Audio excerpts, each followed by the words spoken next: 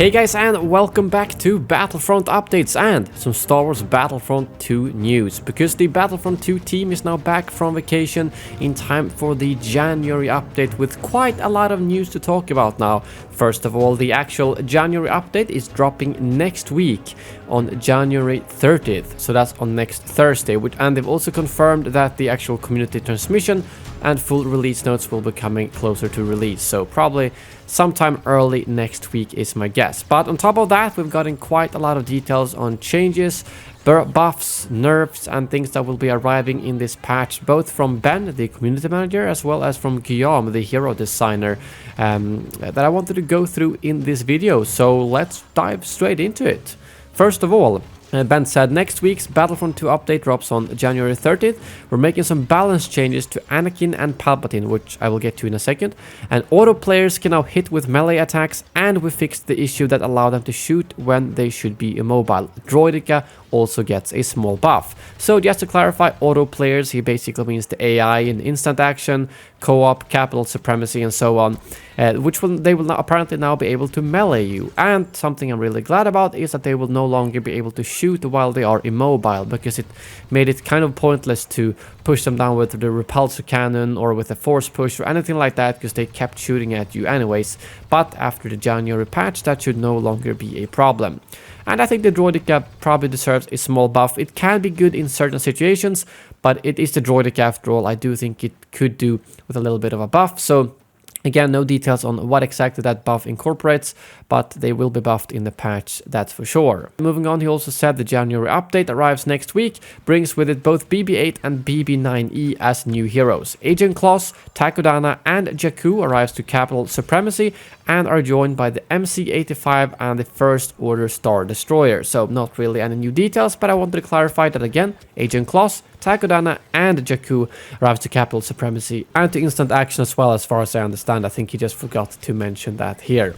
So it's going to be really nice to get to play Agent Kloss on Capital Supremacy and, well, the sequel era overall. Now we only need the original trilogy for Capital Supremacy for it to be complete, and after that I don't think I'm going to have as much of a will to play Galactic Assault, as the main reason to why I play Galactic Assault now is that I want to be able to play all heroes, all reinforcements, and so on. Moving on, he jokingly responded saying lapse in nerfs to someone saying that he was an officer main, and then later clarified that out on Reddit, saying we're going to make some minor changes to the officer in the next update, mostly around battle point gain and the battle command cone. So it's going to be a slight nerf for the officer. It seems like it's going to be just as powerful as before, but it's only going to be the battle point gain that will be slightly reduced, which means that you're probably not going to be able to reach the heroes and reinforcements as quickly as you currently can. I don't think they're that overpowered really. They were a lot worse way back. You guys probably remember when you could basically do a couple of buffs and get a hero right away. But nevertheless, I don't think I mind that nerf as long as it's not too big. Lastly, he also confirmed that Era Select gets updated to include Capital Supremacy now that it spans multiple eras. So if you want to spam Capital Supremacy sequel era, you can do that after this update. Moving on, we have quite a lot of details from Guillaume, the hero designer on Battlefront 2. First of all, he said, haven't been around for a while, vacation and finishing up little droids. Hope you like BB-8 and BB-9E. They were fun to make and I hope it shows. Probably in my favorite three heroes in terms of development, with Greedo and Grievous. As our general said, never underestimate a droid. So yeah, I'm getting increasingly excited to play those little droids, and yeah, it's going to be interesting to see how they react with basically everything else in the game. It feels like there could be a lot of things going wrong, but also a lot of things going right. We'll see how it plays out. Moving on to some actual changes that he confirms. He says that Anakin and Palpatine will see some nerfs in the January patch. Anakin around his star cards and damage to troopers mostly. Palpatine his chain lightning range, dark aura slow is removed, and slight main lightning damage reduction. After January, I'll focus more on balance and fixes. So I think those are both two warranted nerfs. They're not super OP right now, but they're also at the top tier of the heroes. So I don't think it's a bad idea to nerf them. Just as long as it's not a major nerf, I don't have a problem with it. I don't know if I agree with the Dark Aura Slow. I thought that was kind of a good effect of that ability that I didn't really think was a problem. So That's the one thing I don't think I agree on with those nerfs, but we'll see. It might be fine when we actually get to play it. And then he also said, oh yeah, forgot to talk about Vader's choke. Our animators have been busy little bees. And so what he means with this is basically that you should be able to block and choke at the same time. A bit like in Rogue One. And yeah, I think that makes a lot of sense. I mean, that's how he rolls. He can use one hand to choke, one hand to block. Why not?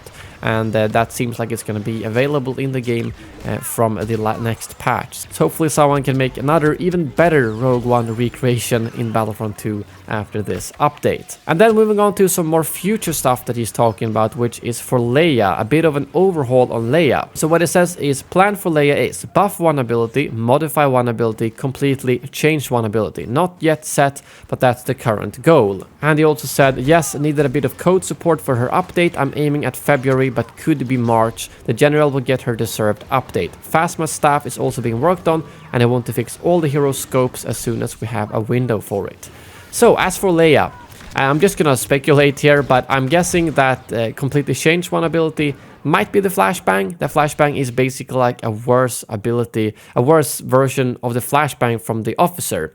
As for modify or buff, could be the E11. The E11 is pretty good right now, but I still kind of prefer her main blaster, so a slight buff to that would work. And then for modify, it might be the shield, because I feel the shield can still have its uses, but it's very limited, so modifying that would work. Versus the flashbang, it's just not very good. It's kind of a boring ability. It's worse than the flash grenade of the officer, so I would be very happy if they completely changed that ability to make her more useful. But yeah, that's all the news I've got for you today. Now you know a little bit more what's coming in the next update, again 6 days from now on January 30th. Thank you very much for watching, and as always, may the force be with you.